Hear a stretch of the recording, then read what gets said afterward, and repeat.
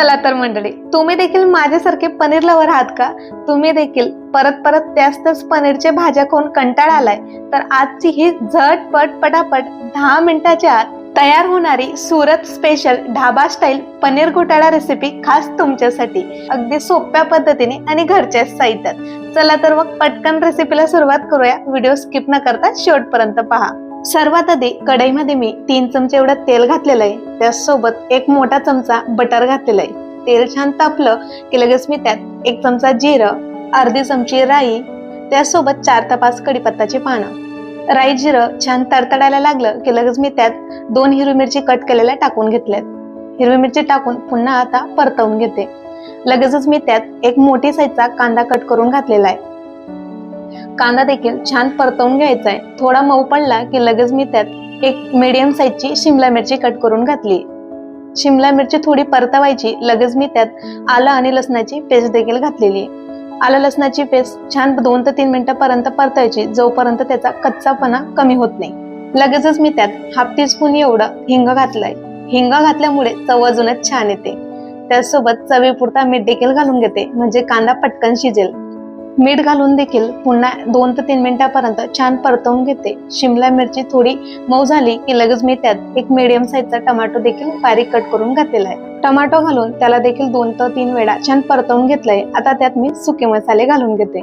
सुके मसाल्यांमध्ये मी 2 चमचा लाल मिरची पावडर, 1 चमचा हळदी पावडर, 1 चमचा गरम मसाला आणि 2 चमचे एवढा धना पावडर घालते। सर्वात मेन मसाला किंवा याला सिक्रेट मसाला म्हटला तरी देखील चालेल, ते म्हणजे पावभाजी मसाला। सुरत मध्ये पनीर घोटाळ्यामध्ये पावभाजी मसाला हा घातलाच जातो, त्यामुळे अजूनच छान चव येते। मी देखील इथं 2 चमचे पावभाजी मसाला घातलाय। पनीर घोटाळ्याला छान रंग यावा त्यासाठी मी इथं 1 चमचा काश्मीरी लाल मिरची पावडर घातली आणि त्यासोबत मी इथं हाफ टीस्पून एवढा चाट मसाला घातलाय।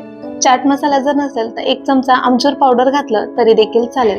चाट मसाला किंवा आमचूर पावडर घातल्यामुळे अगदी ढाबा रेस्टॉरंट सारखी आपला पनीर घोटाळ्याला चव येते।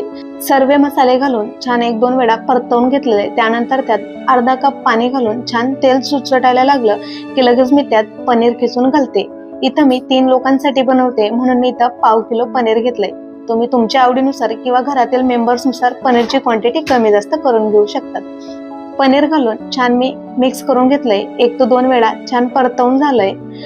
पनीर आणि सर्व मसाले एकजीव झाले की त्यानंतर पुन्हा मी 1 कप गरम पाणी करून इथं घातलेलं आहे। टोटल मी 1.5 कप पाण्याचा वापर केलेला आहे। हॉटेल किंवा रेस्टॉरंट मध्ये जर गेलात तर पनीर घोटाळा याच पद्धतीने थोडा थिक किंवा असा ग्रेव्ही टाईप भेटतो। पाणी घालून मिक्स करून घ्यायचंय। त्यानंतर मीडियम फ्लेम वरती 1 ते 2 उकळी येऊ द्यायची। इथं बघू शकतात छान तेल सुटलेलं आहे। त्यावर मी आता कट केलेला हिरवा कोथिंबीर घातलाय। 1 टीस्पून मी इथं हाताने क्रश करून कस्तुरी मेथी देखील घातली। कस्तुरी मेथी जर तुमच्याकडे असेल तर नक्कीच घाला, अगदी अप्रतिम अशी चव येते आपल्या पनीर घोटाळ्याला। कस्तुरी मेथी घालून छान मिक्स करून घेतलंय। 1 ते 2 मिनिटांपर्यंत छान मीडियम फ्लेम वरती शिजू दिलेलं आहे। रंग आणि तरी किती छान आलेली आहे। दिसायला देखील अगदी ढाबा रेस्टॉरंटवर मिळतो त्याच पद्धतीचा दिसतोय आणि खायला देखील अप्रतिम असा आहे। तुम्ही यावरती जर चीज ग्रेट करून घातलं तर अजून छान दिसेल आणि खायला देखील छान लागेल। पनीर घोटाळ्याचं अगदी परफेक्ट असं कॉम्बिनेशन जर म्हटलं तर लादी पाव किंवा ब्रेड, आणि जर नसेलच काही तर तुम्ही याला बटर नान किंवा तंदुरी रोटी सोबत देखील खाऊ शकतात। तर तयार आहे आपला सुरत स्पेशल ढाबा स्टाईल पनीर घोटाळा। एकदा ही रेसिपी नक्कीच ट्राय करा आणि कशी झाली मला नक्की कमेंट मध्ये कळवा।